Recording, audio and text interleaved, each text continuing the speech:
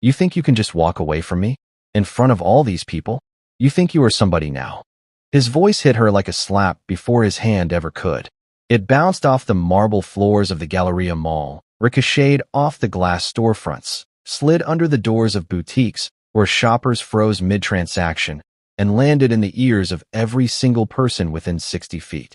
And not one of them moved. Her name was Jenna. She was 32.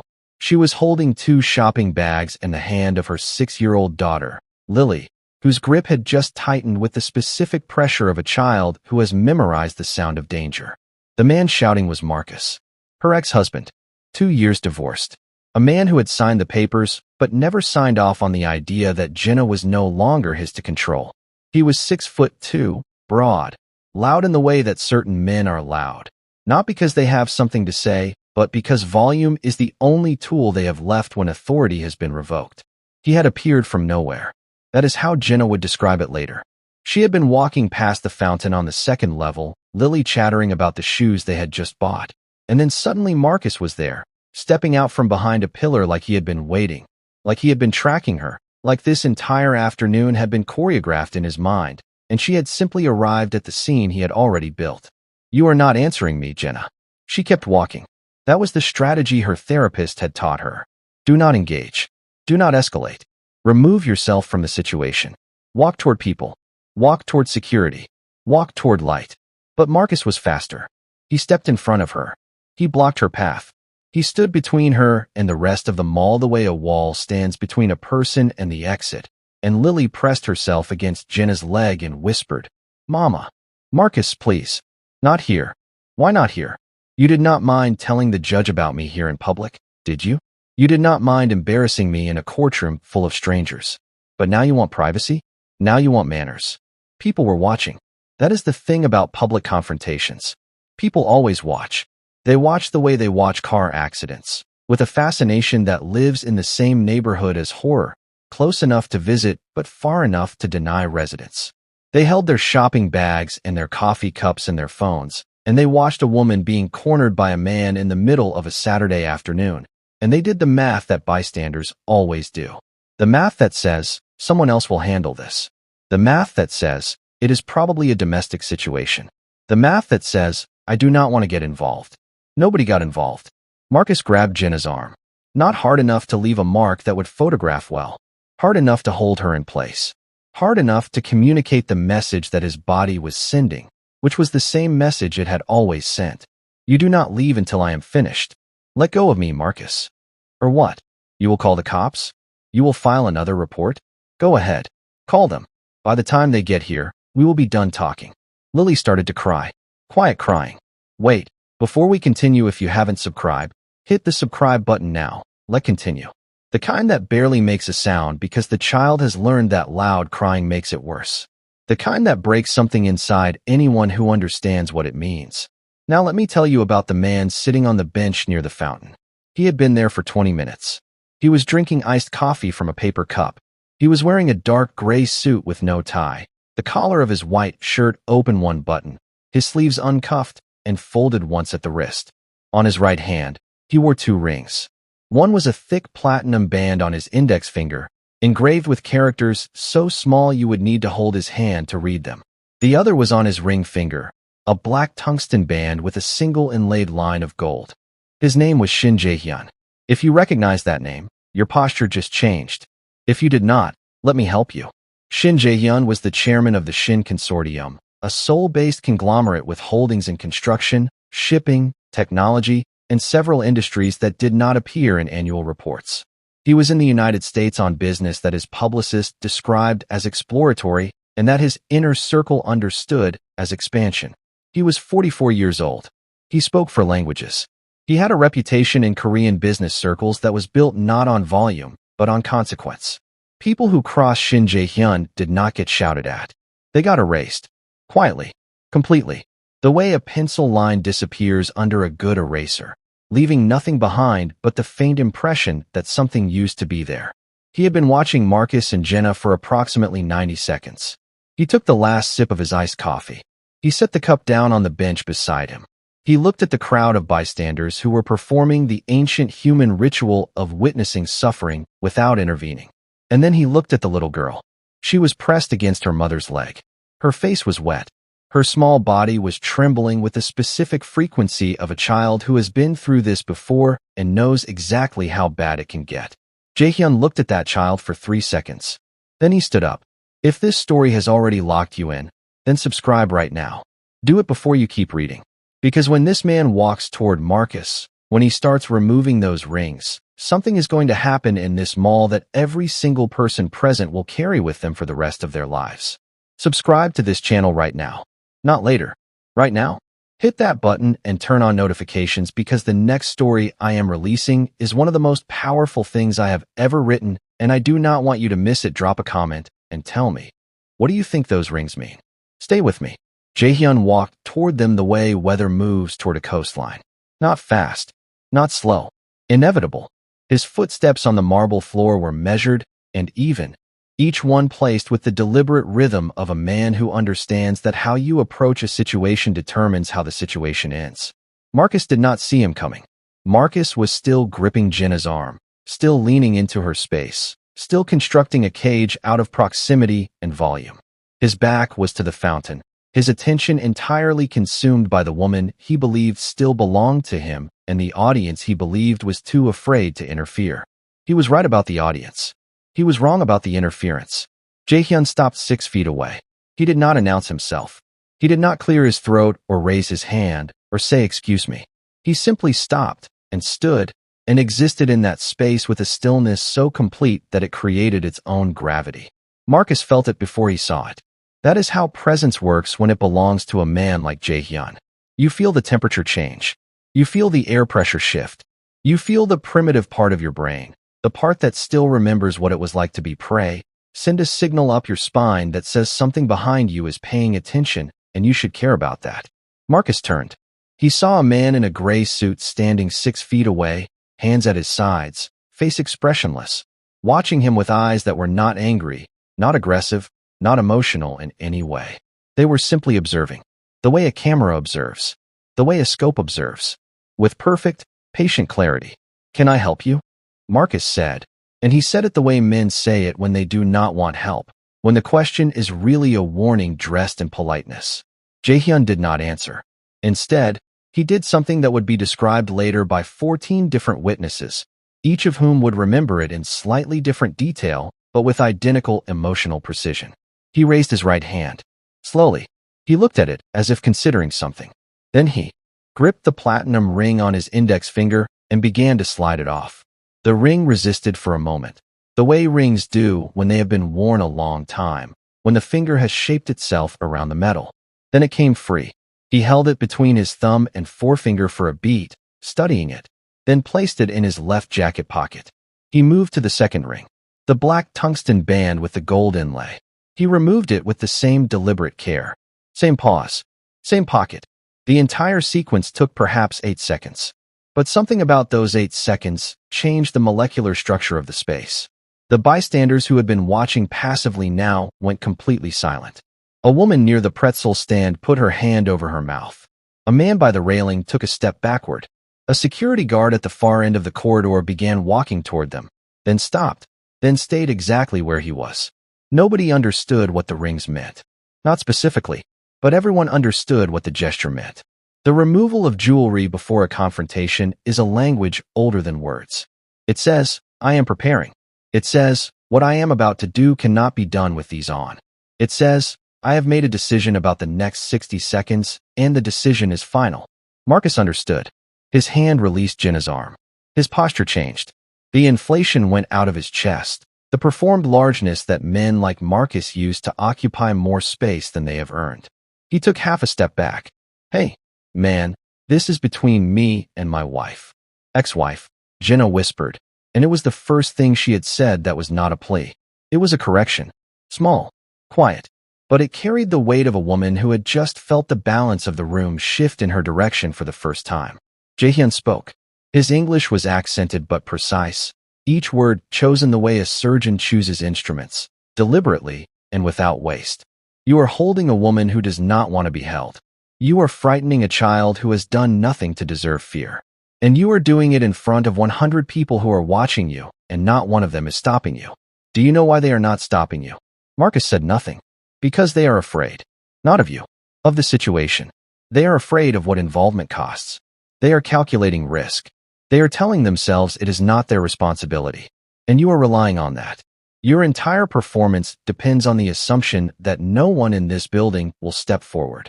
Jae-hyun took one step closer. Just one.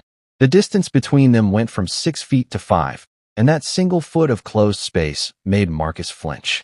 Not dramatically. Internally. The kind of flinch that lives in the eyes. That assumption is no longer valid. Marcus looked at Jae-hyun's hands. The rings were gone. The hands were empty. And somehow, the emptiness was worse than any weapon. Because a weapon tells you what is coming. Empty hands tell you nothing.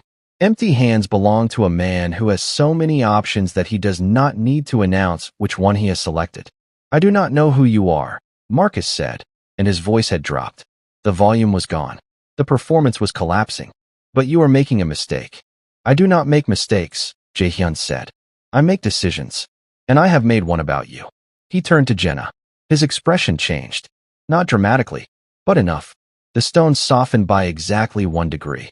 His eyes moved to Lily, who was staring up at him with the wet, watchful eyes of a child who is trying to determine if the new presence is safe. Take your daughter, Jae-hyun said to Jenna. Walk to the information desk on the 1st floor. Ask for the head of mall security. His name is Dennis. Tell him that Shin Jae-hyun sent you and that you need an escort to your car. He will understand. Jenna hesitated, not out of distrust. Out of the disorientation that comes when someone who has been drowning is suddenly offered solid ground and cannot immediately believe it will hold.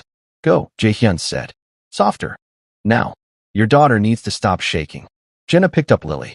She held her the way she had been holding her for 6 years, with one arm under her body and the other wrapped around her head, shielding her ears, shielding her eyes, shielding her from a world that kept proving it was not safe. She walked toward the escalator. She did not look back. Jae-hyun turned back to Marcus. The 2 men stood in the middle of the Galleria Mall, surrounded by a ring of bystanders who had transformed from passive observers into witnesses, their phones now raised, their silence now charged, the mathematics of their inaction now complicated by the presence of a man who had done the one thing none of them could bring themselves to do. What are you going to do? Marcus asked, and for the first time, his voice sounded like what it actually was beneath the volume and the posture and the performance. Small. Jae-hyun looked at him. That depends entirely on what you do next. Now stop. I need you to do something right now. Subscribe to this channel immediately.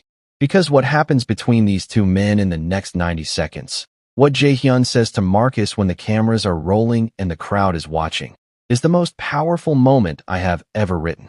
And when you find out why Jae-hyun was really in that mall today, why he was sitting on that bench at that exact moment, you're going to understand that nothing about this story was accidental. Subscribe to this channel right now. Not later. Right now. Hit that button and turn on notifications because the next story I am releasing is one of the most powerful things I have ever written and I do not want you to miss it. Drop a comment. Tell me what you think happens next. I dare you to guess. You will not get it right. Here is what Marcus did next. He made the only smart decision he had made all day. He turned around and walked away. But not fast enough. He made it 11 steps before 2 men in dark suits appeared from the corridor near the restrooms and fell into step on either side of him. They were not mall security. They were not police. They were the kind of men who wear earpieces and move with the coordinated precision of people who have been trained to manage situations before they become incidents. They had been there the entire time. Positioned. Watching. Waiting for a signal from the man on the bench who had not needed to give one until now. Marcus stopped walking. He looked left. He looked right. He saw 2 faces that offered nothing.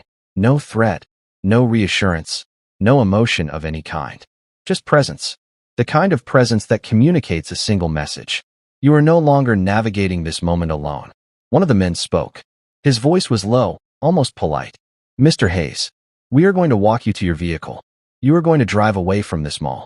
And you are going to understand that the woman and the child you were speaking to are no longer available for your attention. Not today. Not tomorrow. Not ever. Not if you understand. Marcus nodded. They walked him out. Through the food court. Past the families eating their Saturday lunches. Past the teenagers taking photographs. past the life of a building that had briefly paused to witness something it would talk about for weeks. They walked him to his car in the parking structure on level 3, and they stood beside him while he fumbled with his keys, and they watched him drive away with the patient, unhurried attention of men who had all the time in the world because time, like everything else, belonged to the person they worked for. Back inside the mall, Jaehyun sat down on the bench. Same bench, same spot, as if nothing had happened. As if the last 4 minutes had been a brief interruption in an otherwise ordinary afternoon. He reached into his left jacket pocket. He took out the 2 rings. He put them back on. Platinum first, then the black tungsten with the gold inlay. He adjusted them with the absent-minded precision of habit, the way a man straightens his tie or checks his watch, a motion performed so many times it has become part of the body's unconscious vocabulary.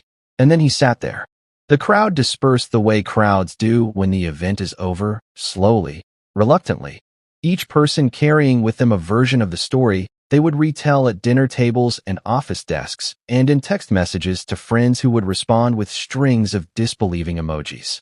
Each version would be slightly different, but every version would include the same detail. The man in the gray suit, the rings, the way he took them off, the way the air changed. 20 minutes later, Jenna came back. She came back alone. Lily was in the car with the mall security escort Dennis had provided, watching a cartoon on Jenna's phone, buckled into her car seat with the particular contentment of a child who has been removed from a storm and placed somewhere warm. Dennis was standing beside the car, arms crossed, taking his assignment with the seriousness of a man who had received a phone call from someone whose name he recognized and whose instructions he did not question. Jenna walked back into the mall and found Jaehyun on the bench. She stood in front of him. He looked up. She was still shaking. Not visibly. Internally. The kind of tremor that lives beneath the skin after the adrenaline has done its work and the body is trying to remember what normal feels like. Why? She asked. Sit down. She sat. Not next to him. One cushion away. The distance of a woman who has been given reason to be cautious about proximity. Why did you do that? She asked again. Jaehyun looked at the fountain. The water was cycling through its pattern, rising and falling, the light catching each arc and turning it briefly into something that looked like glass before gravity reclaimed it. I have a daughter, he said.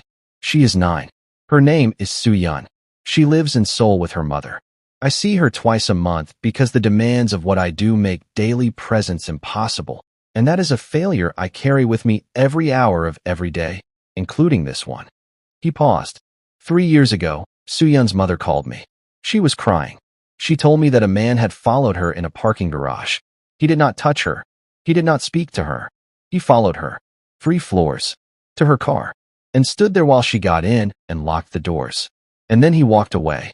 Jenna was listening with her entire body, not just her ears, her spine, her hands, the part of her that recognized this story because she had lived inside stories like it. Soo-yeon was in the car, in the back seat. She saw the man through the window. She did not cry. She did not scream. She sat very still and held her stuffed rabbit, and she waited for it to be over. She was 6 years old. He turned to Jenna. When her mother told me this, I was sitting in an office in Hong Kong, 4,000 miles away, and I could not breathe. I could not breathe because my daughter had been afraid, and I was not there. And I swore to myself, in that office, that if I was ever present, if I was ever in the room, in the building, in the parking lot, in the mall, wherever it was, I would never again be the man who watched and calculated and decided it was not my responsibility. He looked at his hands, at the rings. These rings were my father's. He gave them to me the day I took over the company. He told me they were not jewelry. They were a reminder. He said, when you wear them, you are the chairman. You are protocol. You are diplomacy. You are patience. But when you take them off, you are just a man. And sometimes a man is what the moment requires. Jenna's eyes were wet. She was not crying the way she had been crying in the confrontation, the helpless, cornered crying of a woman being overpowered. She was crying the way people cry when they hear something true. When someone puts words around an experience they have been carrying in silence, and suddenly the silence has a shape, and the shape can be held and examined and, eventually, set down. He will come back, Jenna said quietly. Men like Marcus always come back. Not this time. You do not know him. I do not need to know him. I know what he responds to. He responds to power. That is the only language he speaks, and I am fluent in it. He reached into his jacket. He pulled out a card. Plain white. Black text. A name. A phone number. Nothing else. This is my personal attorney in this city. Her name is Catherine Park. She handles situations like yours. Restraining orders, custody protection, security arrangements. She is expecting your call. You already called her? I called her while you were walking to the information desk. I described your situation. She cleared her afternoon. Jenna held the card. She looked at it. She looked at Jaehyun. She was searching for the thing she always searched for, the hidden cost, the invisible string, the transaction embedded inside the generosity. What do you want? She asked. The question was not rude. It was the question of a woman who has learned, through repeated and painful education, that free things are the most expensive. I want to go back to Seoul next week and know that when my daughter asks me if I am a good person, I can look her in the eye and say yes without lying. He stood. He buttoned his jacket. He looked at Jenna one last time. Your daughter held onto your leg and did not make a sound. She has been trained by fear to be silent. Children should not be trained by fear. They should be loud and inconvenient and annoying and alive. Whatever you have to do to give her that, do it. And if the man comes back, call the number on that card. Catherine will answer. Day or night. He walked away. Through the mall. Past the fountain. Past the bench where he had been sitting when the world presented him with a choice between comfort and conscience. His two men fell into step behind him, appearing from somewhere in the crowd the way they always appeared, materializing when the moment required them and dissolving when it did not. Jenna sat on the bench. She held the card. She held it the way you hold something that might be the beginning of a different life, carefully, with both hands, afraid to grip too tightly in case it crumbles, and afraid to hold too loosely in case the wind takes it. Her phone buzzed. A text from Dennis, the security guard. Your daughter wants to know if you are coming back.